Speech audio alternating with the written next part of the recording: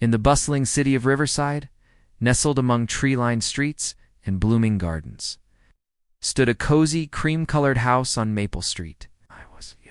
It wasn't the largest house in the neighborhood, nor the newest, but it was loved deeply by the people who called it home. The Smith family lived there, and for them, every creaky stair, every sunlit window, and every corner filled with laughter was special. The family consisted of 5 members. Mr. David Smith, a thoughtful father with kind brown eyes and a love for hiking, Mrs. Laura Smith, a warm and gentle mother with a passion for teaching and cooking. Their 3 children, Nima, the eldest, responsible and wise beyond her years. Michael, the cheerful middle child, full of energy and humor. Little Lily, the youngest, curious and full of wonder. And then there was Whiskers, their fluffy gray cat, who believed he was the real ruler of the house. Each morning at the Smith home began with joyful chaos. Before sunrise, the first to wake up was always Mrs. Smith. She tied her hair into a loose bun, wrapped herself in a soft apron, and headed to the kitchen. The faint aroma of freshly brewed coffee soon filled the air, followed by the warm scent of pancakes, eggs, and toasted bread. She hummed softly to herself as the kitchen came to life. Mr. Smith joined her shortly after. Hair slightly messy, holding his mug with sleepy eyes, but a cheerful smile. "Good morning, Captain of the Kitchen," he joked, "and good morning to the brave soldier of school-bag duty," she replied. They made a great team. Mrs. Smith handled breakfast, and Mr. Smith helped the kids get ready. He knew how to pack sandwiches exactly the way they liked. Extra cheese for Emma, strawberry jam for Michael, and tiny heart-cut apple slices for Lily. Upstairs, Emma's room light was already on. She liked to wake up early, get dressed, and double-check her bag for homework, notebooks, and assignments. She brushed her straight brown hair and tied it neatly. Then, as always, she knocked gently on the door of the room next to hers. "Michael, time to wake up," she called. A muffled voice replied, "5 more minutes." Emma entered. Michael lay wrapped like a burrito in his blanket, hair sticking out in all directions, looking like he had just fought a pillow monster. "You said that 10 minutes ago?" she said with a smile. "Mom's making pancakes?" Michael shot up. "I'm awake." Emma laughed. "That always works." Meanwhile, in the smaller bedroom across the hall, Lily sat on her bed, brushing her doll's hair. Emma peeked in. "Good morning, sunshine. You think Whiskers likes pancakes?" Lily asked, completely serious. "Whiskers would eat your homework if it had butter on it," Emma joked. Soon the Smiths gathered around the breakfast table. Plates of golden pancakes, bowls of fruit, and glasses of orange juice were passed around. Whiskers sat nearby, tail flicking, pretending not to care but secretly hoping for crumbs. While they ate, Michael performed his usual morning comedy routine. "Did you know," he began in a serious voice, "that scientists say breakfast is the most important meal?" "Yes," Emma replied.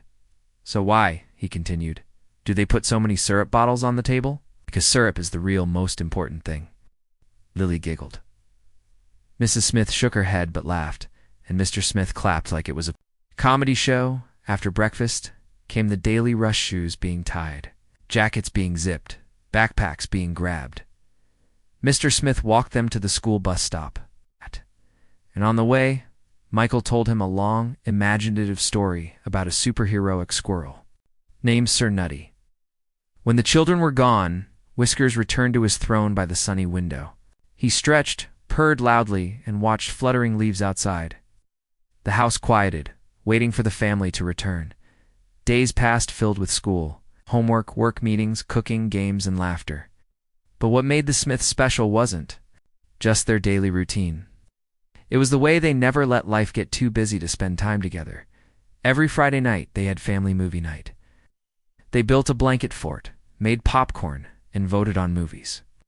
Saturdays were for parks, museums, or simply relaxing in their backyard, playing with Whiskers.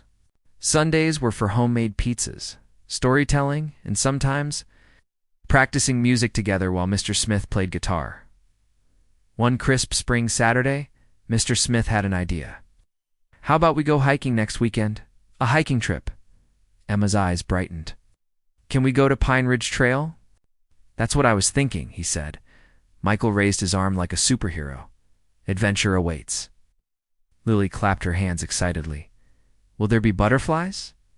There might be deer too, Mrs. Smith added, smiling. The plan was made all week. They buzzed with excitement. The children packed snacks, prepared water bottles, and even studied basic trail maps. Emma read about hiking safety. Michael brought a plastic whistle just in case of bears, and Lily packed crayons and paper to draw flowers. Finally, Saturday arrived. The sky was clear, with the sun shining softly through drifting clouds.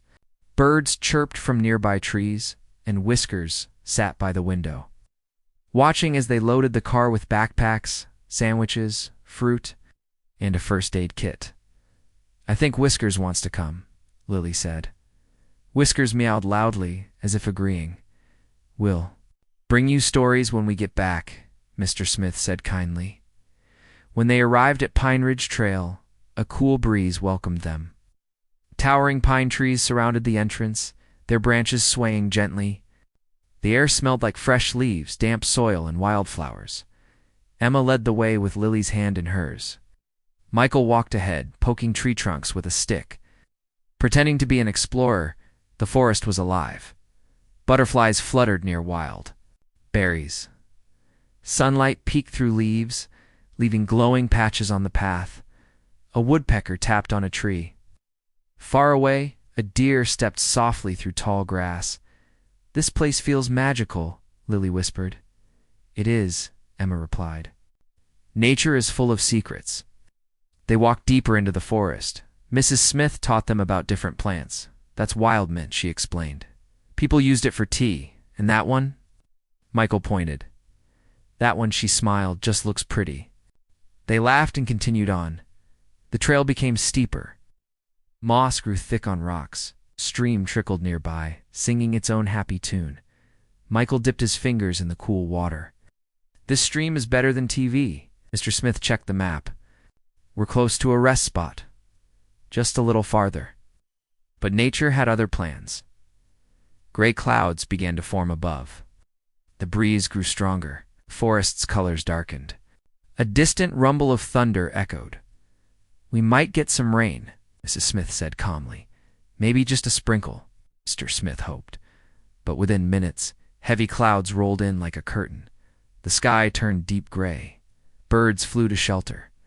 Wind whistled through branches. Then came thunder. The Smiths quickened their pace.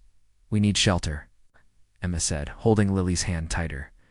Rain started with soft droplets, then turned fierce. The sky opened up. It wasn't just rain. It was buckets of rain pouring down. There was no cabin, no cave, no shelter. Over there, Mr. Smith pointed.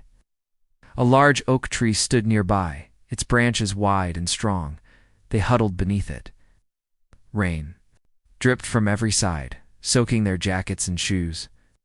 Mud splashed. Leaves trembled in the wind. Lily giggled as raindrops tickled her nose. Michael spread his arms dramatically. Fear not. Yes, Super Rain Man will save the day. Even soaking wet, they laughed. Emma wrapped her arms around her siblings. We'll be okay.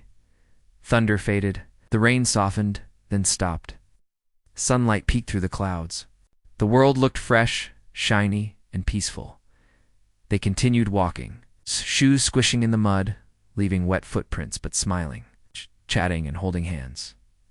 Finally, they reached the lookout point. A breathtaking view stretched before them. Vast green valley glowing under golden sunlight. Small streams reflecting light like diamonds. Distant hills melting into the horizon. The air smelled clean. The world felt silent and beautiful. For a moment, nobody spoke. Then Lily whispered softly, "It looks like the world is smiling." Mrs. Smith gently placed her arm around her. Maybe it is. They stayed there, soaking in the moment. Wet clothes. Muddy shoes, tired feet, but hearts full. That evening, when they returned home, Whiskers greeted them with his most dramatic meow. Clearly displeased, they left him behind. The family laughed, changed into cozy clothes, and sat together at the dining table with warm soup and fresh bread. The house felt extra comforting after the stormy day. Later, while the children got ready for bed, Mr. Smith said today didn't go exactly as planned. But it was perfect. Mrs. Smith replied softly. Emma overheard. I'll never forget. Today, Michael added, it was like living in a real adventure movie. And I liked the rain, Lily said sleepily. It felt like nature gave us a hug. That night, the Smith family slept deeply. Outside, the moon shone gently over Maple Street. Inside, the little cream-colored house felt warm, safe, and peaceful. Because adventures come and ghost storms come, and pass, but love, laughter, and togetherness always stay. And that was the real story of the Smith family.